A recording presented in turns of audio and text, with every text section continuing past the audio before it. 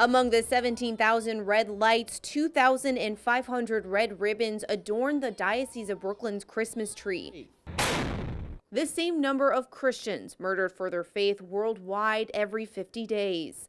But when you go to Mass in Pakistan on Sundays, you don't know if you're going to come back. That's Inez San Martin, Crux's Rome bureau chief, explaining the violence facing Christians from Pakistan to Syria to Sri Lanka. But there are 300 million people who live in places where saying that word, Christmas or Christ, could be potentially dangerous.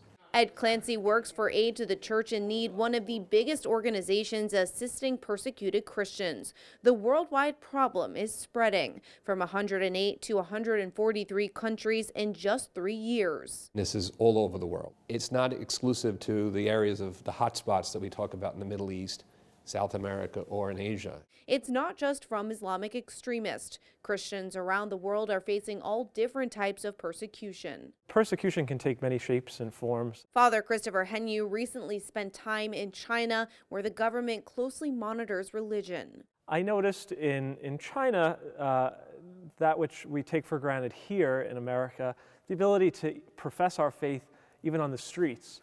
They're not allowed to process through the streets claiming Christ. Persecution also happening in Mexico and South America as religious leaders clash with criminals. Priests tend to be the only thing in between drug dealers and the youth. So priests are, a lot of them are killed, but most of them are actually constantly threatened. Mario Paredes is a longtime leader in the Hispanic American community. They are heroes we should revere and really constantly keep in our prayer, their sacrifices.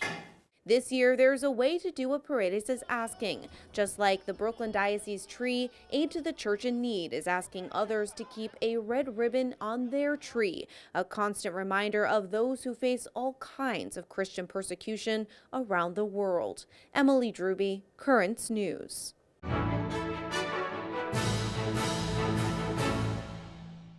If you're watching Currents News on YouTube, be sure to hit the subscribe button and then click on the bell to get instant updates about all of our newest content, because we are putting your faith in the news.